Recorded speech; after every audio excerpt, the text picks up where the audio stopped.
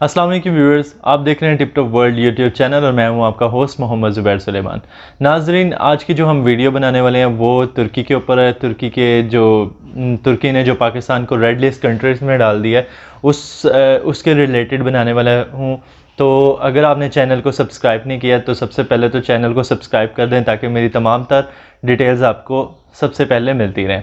तो नाजरीन, तुर्की ने पाकिस्तान को रेड लिस्ट कंट्री में डाला है। अब ये सिर्फ पाकिस्तान ही नहीं बल्कि इसके अलावा इंडिया, बांग्लादेश और श्रीलंका को भी इस रेड लिस्ट कंट्री में डाला है।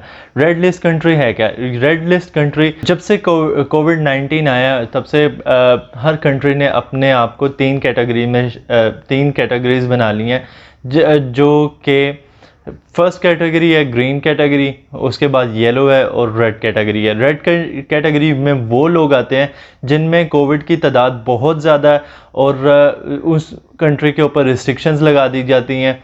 तो येलो में वो आते हैं जिनमें बिल्कुल नॉर्मल, यानी कि आप कह लेंगे कि बहुत ज़्यादा हालात ख़राब भी नहीं होते, बहुत ज़्यादा हालात ठीक भी नहीं होते, तो उनको येलो में कैटेगरी में डाला जाता है। और ग्रीन कैटेगरी में वो होते हैं जिनको आके किसी भी कंट्री में ना ही अपने आप को क्वारंटाइन करना है और ना ही आपको किसी भी जगह जाने की ज़रूरत है। आपने जस्ट इमिग्रेशन से अपनी क्लियरिंग करवानी है और आप अंदर कंट्री के जा सकते हैं।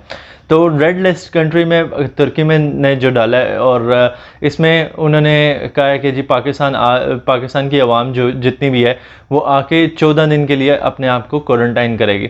तो सबसे पहले सवाल तो जो मेरे बनते थे, तो इस लिहाज से इसी हवाले से मैंने अम्बेसी कॉल की। अम्बेसी कॉल करने के बाद जो मेरी उनके साथ बात हुई, उसमें पहली बात तो उनके साथ मैंने यही सवाल किया कि ज़्यादातर पाकिस्तानियों को आप 7 दिन से ज़्यादा वीज़ा नहीं देते, तो हम किस तरह से उधर 14 दिन जाके क्वारंटाइन करेंगे? अगर हम चले भी जाते हैं तो आप किस तरह से उधर से हमें रोकेंगे? या तो हमारा वीज़े का ड्यूरेशन बढ़ाएं, या तो इस तरह से मेरे कई सवालात थे जिनका कुछ मुझे ख़ास जवाब भी नहीं मिला। तो उसके बाद जो उनका कौंसलेट में जो था बंदा, उन्होंने मुझे कहा कि आप अब मैं 1-2 दिन दें, इसकी पूरी जो है ना हम एक लिस्ट बना रहे हैं और वो फिर आप लोगों के साथ शेयर करेंगे और बताएंगे कि किस तरह से आप लोग ट्रैवल कर सकते हैं। तो उन्होंने कहा कि आप हमें 1-2 दिन दें, तो फिर हम आपको पूरा एक जो है ना पेपर पे हमारी एम्बेसी इसके ऊपर काम कर रही है, तो जल्द ही हम आपको ये सारी चीज़ें शेयर कर देंगे। अब सवाल ये बनता है, जिन लोगों के पास तुर्की का ऑलरेडी वीज़ा है वो किस तरह से ट्रैवल करेंगे? अच्छा, अब वो अफराद जिनके पास तुर्की का वीज़ा है, उन्होंने सबसे पहले तो आपके पास 7 दिन का वीज़ा है, आप उधर जाके क्वारंटाइन नहीं कर सकते। तो ज़ाहिरी बात है आपने कोई ऐसा मुल्क सेलेक्ट करना है जो ग्रीन लिस्ट कंट्री में हो। आप उस ग्रीन लिस्ट कंट्री में जाके वहाँ पे कुछ दिन रुकें और रुकने के बाद आप तुर्की फ्लाई कर जाएं।